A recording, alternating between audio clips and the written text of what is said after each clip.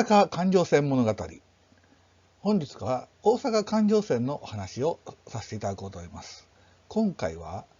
大阪環状線のうち新今宮駅を中心にお話をさせていただこうと思います。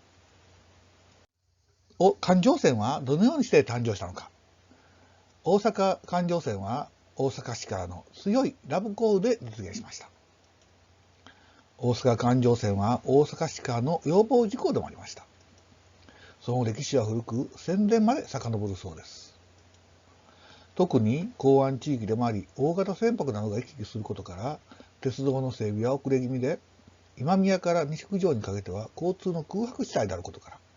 戦後も大阪市から強い要望があったようです。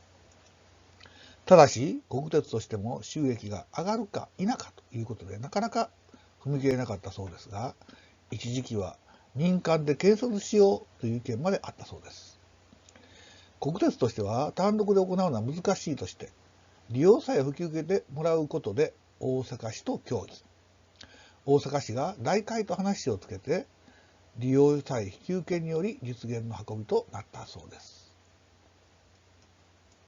当初はね、西九条でののの字運転ということで、大阪環状線はもともと3つの路線から構成されていました。天王寺大阪間の鶴橋経由の上東線、大阪桜島間の西内線、天王寺から境川信号場を抜けて浪速貨物駅までの関西線貨物実線、この3つですね。で、新規建設された区間というのは、境川信号場付近から西九条間の高架区間、約 2.5km でした。なお、当初は西九条駅が地平ホームであったため、西九条駅は弁天町方面は高架、大阪方面は地平ホームとなっており、のの字運転となっていました。のの字運転が解消するのは、野田から西九条の線路切り替えが終了する昭和39年3月の22日です。ここで書いてますけれども、芦原橋駅と新今宮駅は大阪環状線として開通したとき、まだ生まれていませんでした。芦原橋駅は1966年4月の1日、新今宮駅は1964年3月の22日にそれぞれ誕生しています。芦原橋駅も新今宮駅も当初から駅としての建設計画はあったようです。昭和31年3月、交通技術大阪環状線建設計画についてから引用させていただきますと、次のように描かれています。これ見ていただくと分かるんですけれども、新今宮っていうのとね、芦原橋という名前がですね、見えるかと思います。なお、この2つの駅のうちですね、今回は新今宮駅についてね、さらに解説を加えさせていただきたいと思います。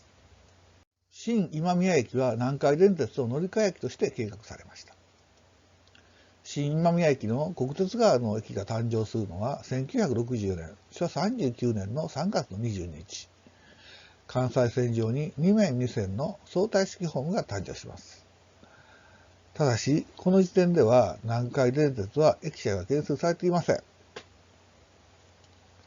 南海電鉄の新今宮駅は昭和41年、1966年の12月1日となっており、約2年ほどのズレがあります。国鉄の方と比べてね。南海電鉄の新今宮駅の開業が遅れた背景には、高野線側の高架を新たに新設500メートルを作ったためで、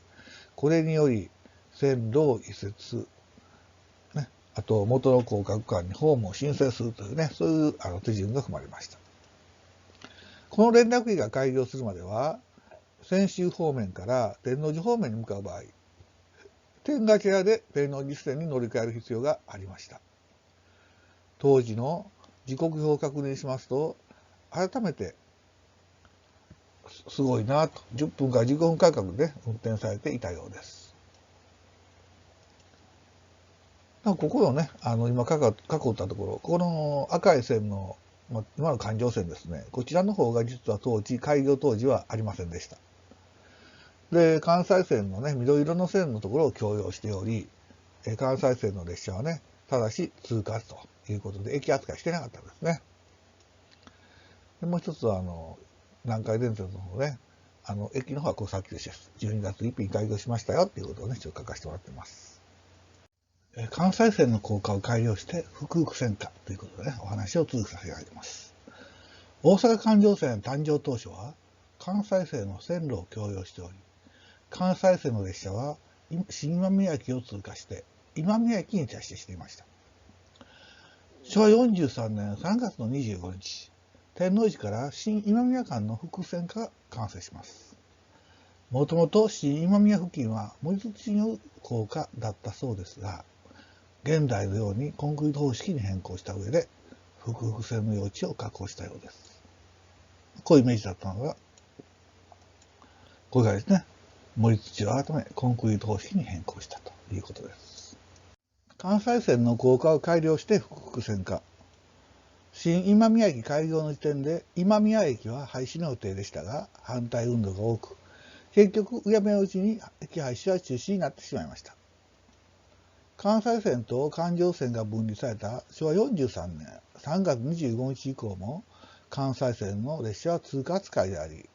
関西線の新今宮駅停止が実現するのは昭和47年7月15日のダイヤ改正からでした。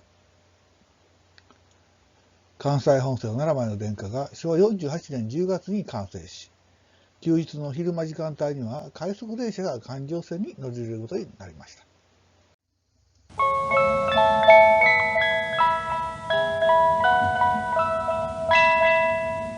最後までご覧いただきありがとうございました。